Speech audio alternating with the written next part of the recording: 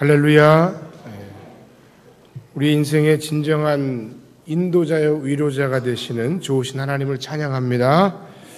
날이 무척 춥습니다. 문만 열어도 손발이 시렵고 추울 정도로 굉장히 추운 날씨 가운데도 주의 성전을 잊지 않고 또 이곳에 오신 우리 모든 어르신들, 하나님의 은총이 여러분의 심령과 삶에 넘치시기를 축복합니다. 성도 여러분들 모두가 하나님의 은혜 속에서 영육간의 강건한 겨울철을 보내시기를 주님의 이름으로 간절히 축원합니다. 우리 옆 사람과 인사합시다. 하나님께서 당신의 인생을 붙들고 계십니다. 당신의 마음에 주님 주시는 평안이 가득하기를 축복합니다. 다 잘 될 겁니다. 할렐루야. 어제 봅슬레이라고 하는 경기 종목에서 원윤종, 서영우라고 하는 두 명의 선수가 한국 봅슬레이 사상 월드컵에서 국제대회 첫 금메달을 따냈답니다. 그리고 세계 랭킹에서도 1위에 올랐다는 그런 소식이 화제가 됐습니다. 근데 더 화제가 된 건 최근에 봅슬레이 대표팀에 안타까운 일이 있었다는 거예요. 봅슬레이계의 전설적인 선수이자 명 코치였던, 우리 대표팀의 코치였던, 그래서 우리 대표팀의 실력과 성적을 많이 올리는데 기여했던 영국인 멜컴 고머로이드라고 하는 코치가 최근에 세상을 떠났다는 겁니다. 그래서 이 월드컵 5차 대회가 열리기 전에 이 두 명의 선수가 고인이 된 코치의 부인 주니 로이드라고 하는 분을 만나서 위로를 하는 중에 그녀에게 굉장히 특별한 선물을 받았답니다. 그 선물이 뭐냐면 메달인데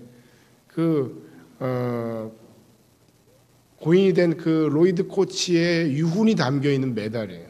그 메달에 어떤 내용이 담겨 있었냐면 앞면에는 평창을 향해서 금메달을 향해서 앞으로 나아가라 하는 이야기, 뒷면에는 가르쳐 준 것을 잘 되새기고 그것을 토대로 좋은 성적이 났으면 좋겠다.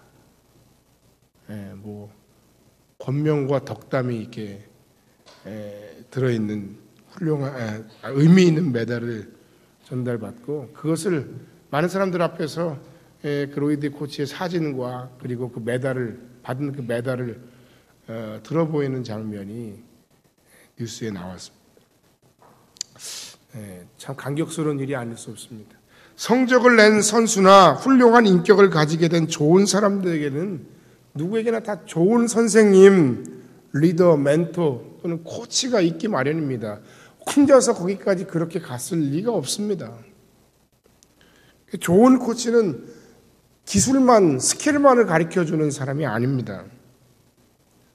과정 중에 오르락 내리락 하는 그 기복이 심한 선수들만 해도 업앤다운이 굉장히 심하더라고요. 제가 만나본 그동안에 운동과 관련된 선수들 보면 컨디션을 굉장히 많이 타요. 그래서 이렇게 징크스도 많고 하는 이유들이 다 거기에 있는 것 같아요. 근데 그런 모든 과정 속에서 그들에게 좋은 적절한 어떤 당근과 채찍 또는 좋은 조언들 혹은 그 목표에 도달할 수 있도록 어떤 동기를 부여하는 등의 그 수많은 수많은 역할들이 코치에게 있습니다. 물론 좋은 성과를 내고 좋은 성적을 내려면 내가 가르치는 사람들이 좋으면 더 좋아요. 재능이 있는 선수, 재능이 있는 학생, 그리고 좋은 양떼들을 만난다는 건 코치나 혹은 목양하는 사람들의 입장에서, 가르치는 사람들의 입장에서는 굉장히 큰 축복이죠.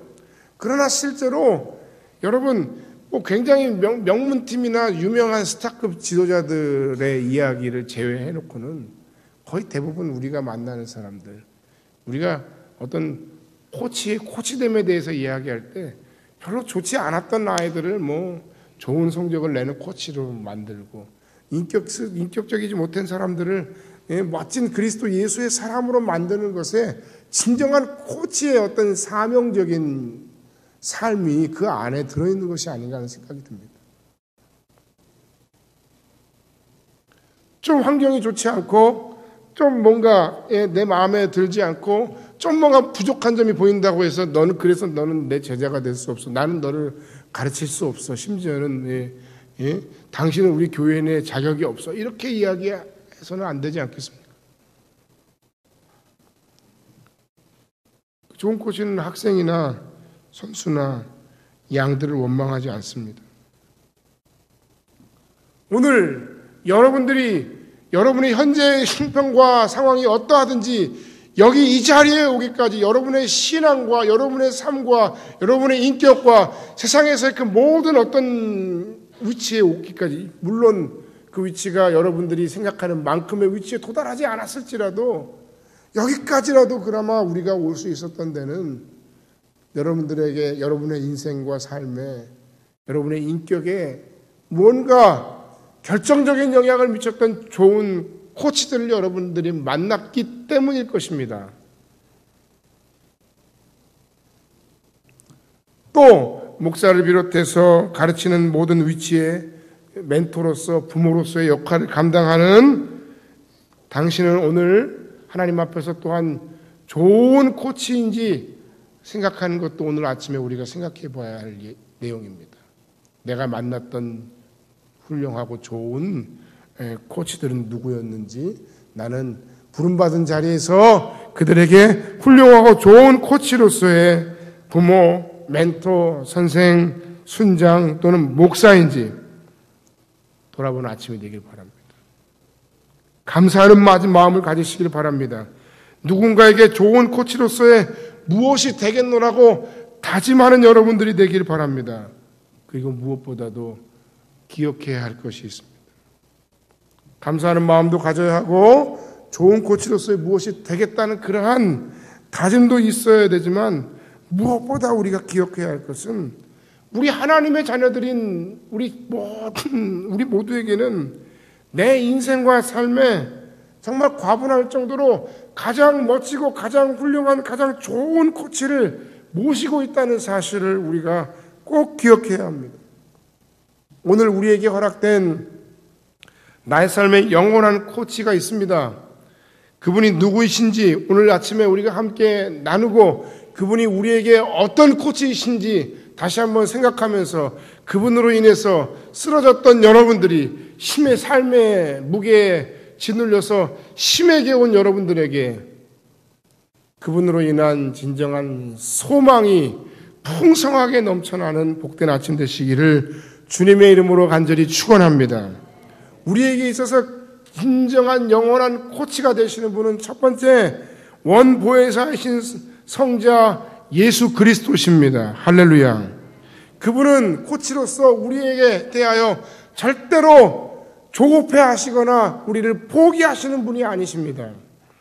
요한복음 13장 이하의 말씀들은 소위 예수께서 돌아가시기 전에, 십자가 지시기 전에 있었던 내용들을 정리한 다락방 강화입니다. 그 다락방 강화라는 것은 예수께서 예수의 제자들을 3년간 가르치셨던 그 모든 것을 총정리하는 것과 관련된 내용들입니다. 그 예수님의 제자들을 향한 마지막 가르침이 바로 우리가 읽은 이 본문의 내용 가운데 드러난 내용입니다. 그런데 그 배경을 우리가 조금 더 알고 보면 이 예수님의 코치로서의 그 마음을 우리가 알 수 있어요. 선생님으로서의 예수님의 모습을 우리가 깨달으면 정말 우리를 향하신 그 하나님의 은혜가 얼마나 크고 놀라운지 우리가 알 수 있는 겁니다. 예수께서는 아버지 하나님의 구원 계획에 순종하시려고 이 땅에 오셨고 10년간 차근차근 계속해서 그 모든 과정들을 준비해 오셨습니다. 그러나 제자들은 이런 예수님의 마음을 알려고도 하지 않았습니다. 예수님께서 그 예수님의 사명에 대해서 한 번도 아니고 두 번도 아니고 세 번도 아니고 때를 따라 계속해서 말씀하시지만 예수님의 말씀에, 예수님의 사명에, 예수님이 하시려고 하는 일들에 대해서 그들은 관심이 없었어요. 그들이 따랐던, 예수님을 따랐던 또 다른 그들의 삶의 목적이 있었기 때문에 그래요. 그들이 생각하는 예수님의 모습이 있었기 때문에 그래요. 원래 예수님의 모습을 그들이 따라서 그 예수님의 제자가 되려고 하는 것이 아니라 자신들이 생각하고 자신들이 바라는 예수님이라는 분을 만들어 놓고 그 예수님이라는 분을 따라가기를 원했던 겁니다. 무슨 내용입니까? 예수께서 이 땅에 메시아가 되신다면 자신들은 그곳에서 그 메시아 왕국에서 첫 번째 또는 두 번째 또는 세 번째 어떤 분깃, 어떤 공신으로서의 어떤 것을 누리고자 원했던 겁니다. 그게 예수님께서 제자들에게 말씀하시지만 제자들이 깨닫지 못했던 이유였고 예수님의 말씀이 있었음에도 불구하고 제자들이 예수님을 온전히 따르지 못했던 원인이 거기에 있어요. 복음서에 보면 계속 그 내용이 나와요. 야고보와 요한의 어머니가 갑자기 어느 날 찾아와서 선생님 당신의 나라에 가시거들랑 제 두 아들 야고보와 요한을 당신의 보좌 좌우편에 앉게 하여 주옵소서.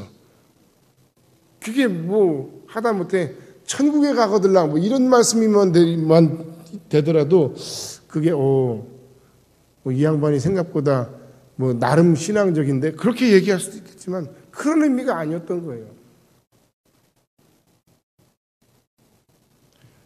예수님은 계속해서 내가 이 땅에 온 것은 섬김을 받으려 함이라 섬기려 하고 도리어 많은 사람의 대속물로 주려 합니다. 나는 백성의 장로들과 바리새인들과 서기관들에게 의해 고난을 받고 십자가에 달려 죽을 것이다. 그리고 죽은 지 사흘 만에 다시 살아날 것이다. 몇 번을 이야기했는지 몰라요. 그럼에도 불구하고 그들은 예수님의 모습을 이해하려 하지 않았습니다. 예수님의 말씀을 들으려 하지 않았습니다. 이제 얼마 안 있으면 예수님은 십자가 지시기 직전입니다. 바로 내일일 수도 있습니다. 근데 그 상황과 그 순간 가운데 그들을 바라보는 예수님의 마음 중심은 정말 절망을 느낄 수밖에 없는 상황이었을 겁니다. 1년도 아니고 2년도 아니고 3년간 계속해서 그들을 가르치고 훈계하고 양육하며 이런 삶을 살아야 한다라고 이야기하지만 그러나 그들의 귀에는 그 말씀이 들리질 않는 거예요. 나 같으면 포기했을지도 몰라요. 그런데요, 예수님은 그들을 포기하지 않으셨습니다. 예수님은 그럼에도 끝까지 사랑하시니라 라고 말씀하셨습니다. 예수님의 뜻보다는 내 생각과 우리들이 기대하고 바라는 우리의 신앙적인 목표에 도달하려고 하는 우리의 어떤 야망에 이르러서 도달하려고 하는 그 모습이 사실은 예수님의 제자들이나 지금 오늘날 신앙생활하는 우리들의 모습과 별반 크게 차이가 나지 않습니다. 왜 이 땅의 교회들이, 왜 이 땅의 수많은 하나님의 사람들이 예수님의 뜻대로 예수님의 말씀대로 살지 못합니까? 왜 순종하지 못합니까? 이유가 바로 거기 있습니다. 그럼에도 불구하고 예수님은 그러한 제자들을, 예수님은 그런 우리들을 결단코 포기하지 않으셨습니다. 지난 한 주간 우리들의 삶을 되돌아보시기 바랍니다. 얼마나 우리가 많은 실수를 범했습니까? 생각으로, 마음으로, 입술로, 행동으로 우리는 너무나도 많은 실수를 저질렀습니다. 냉탕, 온탕을 오고 갔습니다. 그럼에도 주님은 나를 포기하지 않으셨습니다. 그래서 오늘 우리가 이렇게 이 자리에 서서 말씀도 전하고 예배도 하고 누군가를 섬기는 위치에 있는 겁니다. 그리고 그들을 위해서, 우리를 위해서 예수께서는 십자가에 달려 죽지 않으셨습니까? 거기서 끝나는 게 아니에요. 코치로서의 예수님, 보혜사인 예수께서는 그 당시에도 그리고 지금도 우리의 마지막 삶의 순간에도 아버지 앞에서 보혜사로서 우리를 위한 대언자로서 혹은 변호사로서의 사명을 아버지 앞에서 다 하시는 분이시라는 말씀입니다. 본문 말씀 16절 말씀에 보면 내가 아버지께 구하겠으니 그가 또 다른 보혜사를 너희에게 주사라는 말씀을 하고 있습니다.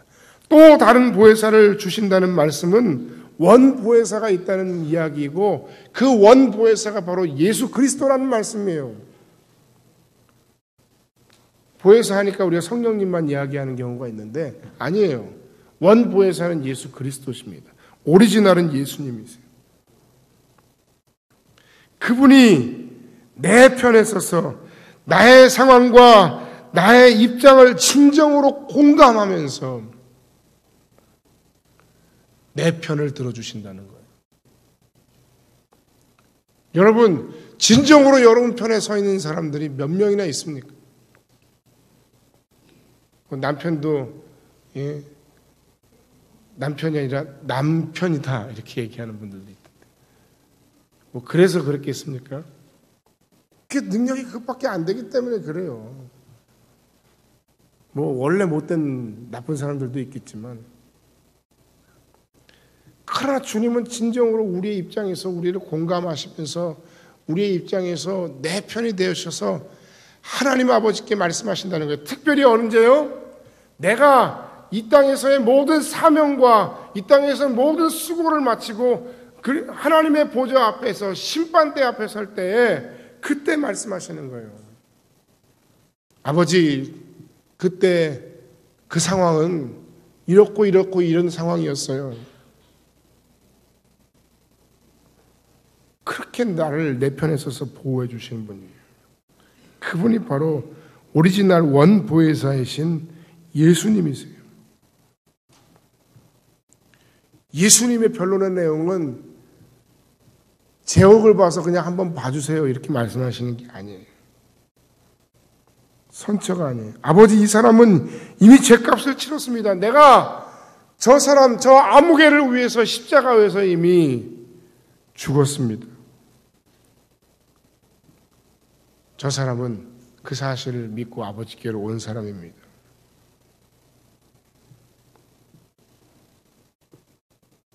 저 영혼을 받아주세요. 끝까지 커버해 주시는 분이 바로 대언자, 변호사, 그것이 바로 보혜사인 예수 그리스도예요. 이 땅에서의 우리가 사는 세상에서의 이야기들은 안타까운 이야기들이 참 많습니다. 자기 살겠다고 문제가 생기면 남에게 그 책임을 떠넘기거나 전가하거나 혹은 어떤 문제가 터졌을 때 모든 내용들을 가만히 들여다보세요. 국가적인 문제가 생기든 어떤 사고가 생기든 안타까운 그동안의 수많은 이야기들 뭐 대구 지하철 참사로부터 해서 뭐 성수대교 얼마나 많았어요. 뭐 세월호부터 해서 아직도 그 고통과 아픔 속에서 힘들어하는 사람들이 많이 있는데 뭐예요? 결국 세상에 있는 사람들은 누구에게 어느 선까지 책임을 묻고 그에게 떠넘길까? 누구를 희생양을 만들어서 이 이야기를 잠재울까? 근본적인 문제 해결책에 도달하려고 하지 않으니까 똑같은 문제도 생기고 희생자들의 입장에서는 그 마음이 풀리질 않는 거예요. 이것이 세상의 방식이에요. 선수들이 게임에 져도 감독이 그 게임을 끝마치고 인터뷰하면서 말하기를 이 모든 게임의 패배의 책임은 저에게 있습니다. 선수들은 최선을 다했습니다. 앞으로 더 열심히 하도록 노력하겠습니다. 그런 코치, 그런 감독은 좋은 감독이에요. 그런데 여러분 보십시오. 반대의 경우도 있어요. 오늘 선수들이 하는 걸 보니까 정말 화가 납니다.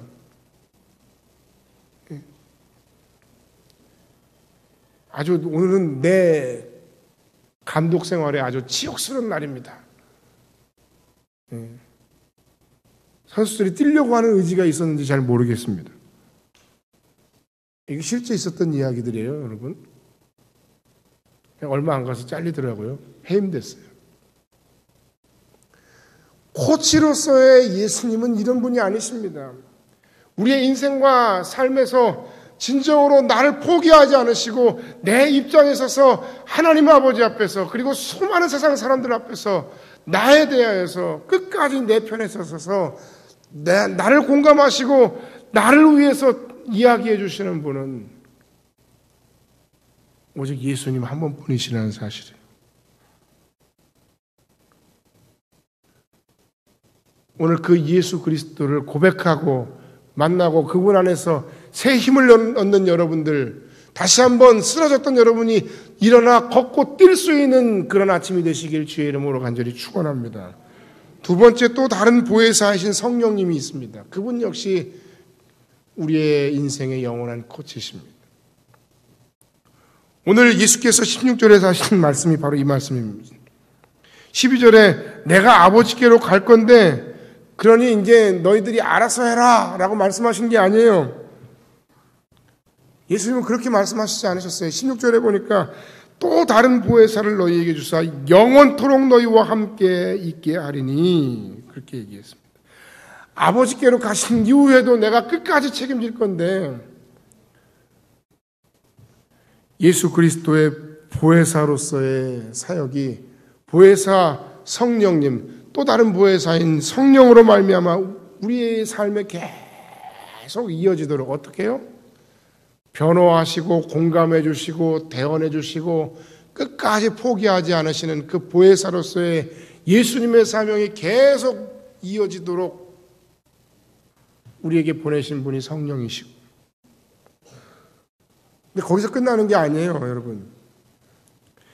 예수님의 십자가로 인해서 구원받은 우리들에게 있어서 예수께서 혹은 하나님 아버지께서 우리에게 바라시는 어떤 삶의 모습이 있다는 거예요.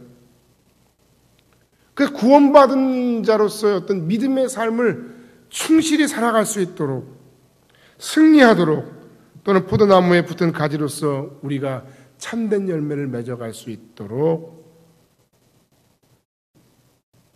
우리에게 코치로서의 성령님을 허락해 주셨다는 겁니다. 먼저 그분은 진리의 영이십니다. 17절의 말씀 보니까 그는 진리의 영이라.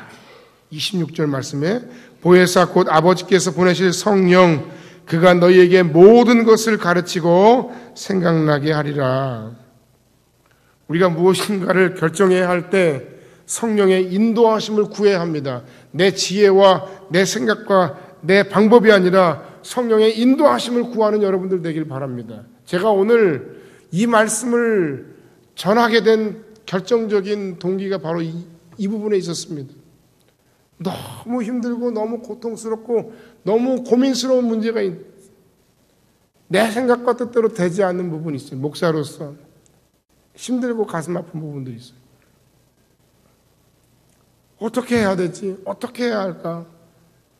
어떻게 이 상황을 극복하고 돌파하고 어떻게 승리할 수 있을까? 어떻게 해결할 수 있을까? 그러니까 이 말씀은 여러분들에게 하는 말씀이기 전에 이 말씀을 준비하고 묵상하고 나누는 저에게 주시는 하나님의 말씀으로 저는 고백하고 듣습니다.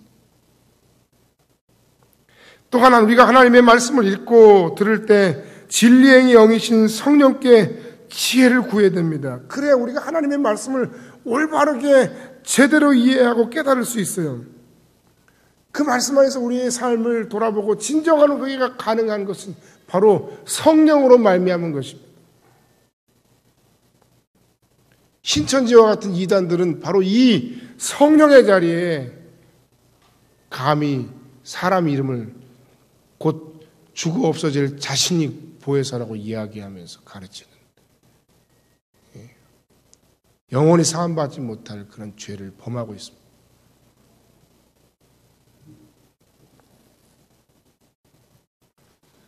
진리의 영이신 성령으로 말미암을 때 우리가 우리의 인생을 제대로 바라볼 수 있어요. 우리의 삶의 문제를 해결할 지혜를 얻을 수 있어요.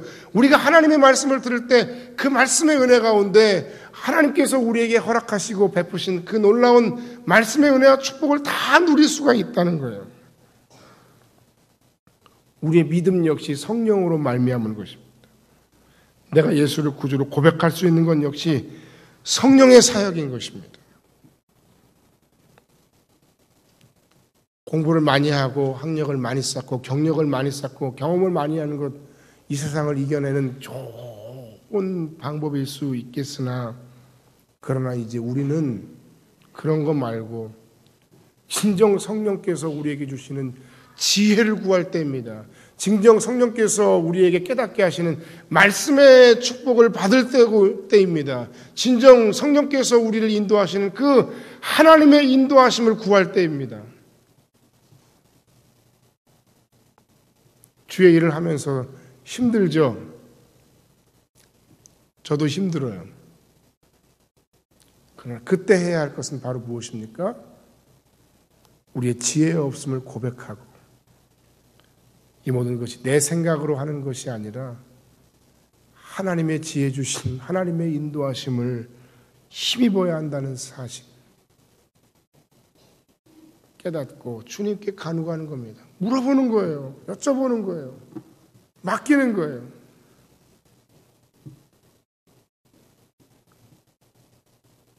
또한 코치로서의 성령은 진리의 영이실 뿐만 아니라 우리와 영원토록 함께 하시며 우리로 하여금 이길 수 있는 능력을 주시는 분이십니다. 할렐루야. 예수의 영은 한 번 우리에게 오신 후에 영원히 떠나지 아니하시며 언제나 우리와 함께 하십니다. 그러므로 우리는 혼자가 아닙니다. 살면서 누구나 깊은 외로움에 빠질 때가 있습니다. 그건 누군가가 나를 사랑해 주지 않아서가 아닙니다. 내게 가족이 없어서도 아닙니다. 그런데도 불구하고 우리는 외로워요. 내 옆에 분명히 사람이 있는데도 외로워요. 저 사람이, 저 가족이, 내 지체가 나를 이해하고 나를 공감하고 나를 위로해 주길 바라는데 때때로는 내 어떤 성에 차지가 않아요.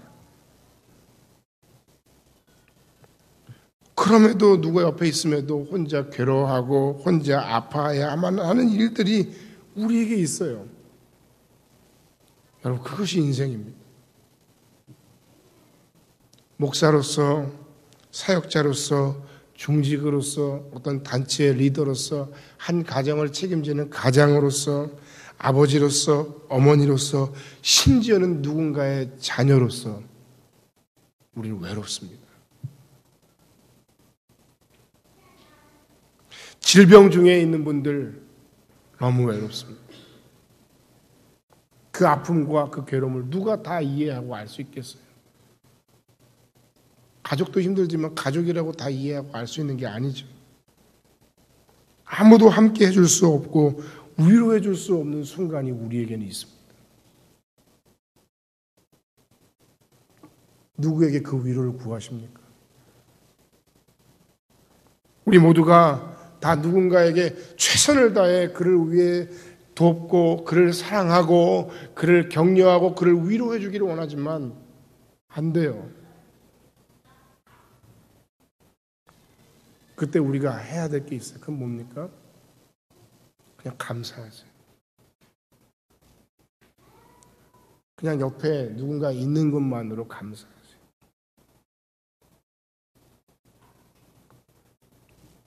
그리고 그 역시 나의 어려운 상황 때문에 굉장히 힘들겠구나. 오히려 거기까지 마음 쓸 여력도 없겠지만 그 역시 사랑받고 위로받아야 하는 연약한 인생일 뿐이에요. 우린 서로 다 그런 인생들이에요. 얼마나 누구를 감싸 안고 얼마나 누구를 위로한단 말입니까? 그냥 서로가 그냥 그 옆에 있는 것만으로, 그거 하나만으로 감사하세요. 아무도 당신의 곁에 없을지라도 너무 실망하거나 너무 아파하지 마세요. 당신은 혼자가 아닙니다. 당신 곁에는 예수의 영, 당신의 참된 보혜사인 성령이 계십니다. 오늘 본문에서 말씀하셨죠? 내가 너희를 고아와 같이 내버려 두지 않겠다. 그분만이 당신을 위해서 말할 수 없는 탄식으로 아버지께 기도하십니다. 그분만이 당신의 진정한 마음을 만지시는 위로자가 되십니다. 어쩌면 이제까지 당신이 그 숱한 인생의 수많은 고통과 고난과 위기 속에서 그나마 여기까지 버텨올 수 있었던 것은 바로 성령님 덕분이었다는 사실을 다시 한번 깨닫는, 새삼 깨닫는 아침 되시기를 주님의 이름으로 간절히 축원합니다. 보혜사 성령님 그분은 당신에게 능력을 주십니다. 나는 연약하지만 예수의 영이신 성령을 모신 나는 그분의 능력과 은사를 힘입어서 사명을 감당할 수가 있는 겁니다. 죄와 싸워 이길 수 있는 겁니다. 나도 힘들지만 누군가를 위해 살고 누군가를 위로하고 누군가에게 베풀고 누군가를 이해하고 누군가를 사랑하고 누군가를 용서하고 섬길 수 있는 힘을 공급받게 되는 겁니다. 여유 있는 사람이 있습니까? 손 들어보세요. 아무도 없어요. 아무도 없어요. 자연인 그냥 자연 그 상태로인 나는 그렇게 대단한 사람이 아니에요. 나는 그래도 성품이 좋은 것 같아. 나 정도만 돼봐 나는 착한 사람인 것 같아. 착각입니다. 지난주에 제가 어떤 모임에 나갔는데 듣고 앉아있기가 어렵더라고요. 힘들었어요, 굉장히. 내가 표정 관리를 잘 못했나? 내가 너무 날카롭게 쏘아붙였나? 그게 우리 모습이에요. 그게 제 모습이에요.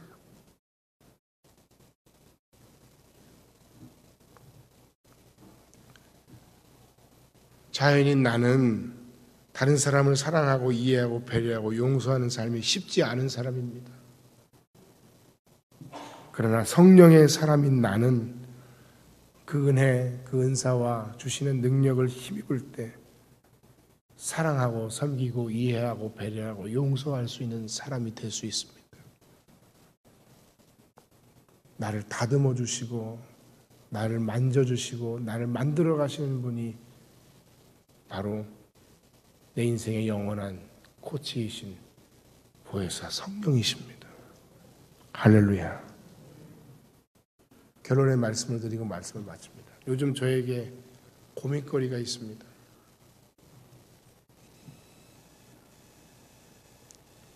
제 아이들의 진로의 문제. 우리가 앞으로 해보겠다고 덤벼들은 교회 개척 사역, 문화선교 사역, 우리가 속한 노회를 섬기는 일, 다른 교회를 섬기는 일, 오지랖인가요? 일이 너무 많아요. 그런데 그 가운데 특히나 제가 마음 아프고 힘들고 가장 괴로운 부분이 하나 있습니다. 가장 부족함을 많이 느끼는 부분이 바로 목양의 부분입니다. 괴로워요. 너무 힘들어요. 여러분을 섬기느라고 힘들면 안 힘든데 생각만큼 마음만큼 섬기지 못하는 게 너무 힘들어요. 2016년에는 조금 뭔가 특별한 방법이 있어야 되겠다 고민하는데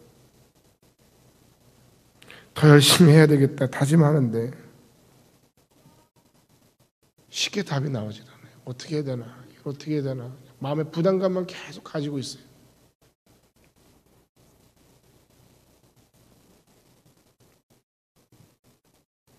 어떻게 해야 되겠습니까? 성령께 의지해야 합니다. 그분의 지혜가 필요합니다.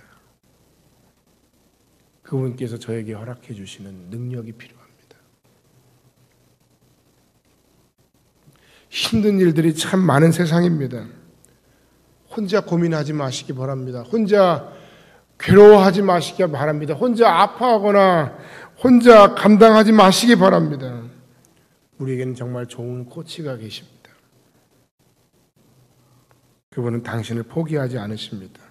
당신의 편에 서서 당신을 변호해 주십니다. 당신에게 지혜를 허락하십니다. 그리고 이 모든 어려움을 헤쳐나갈 능력도 주십니다.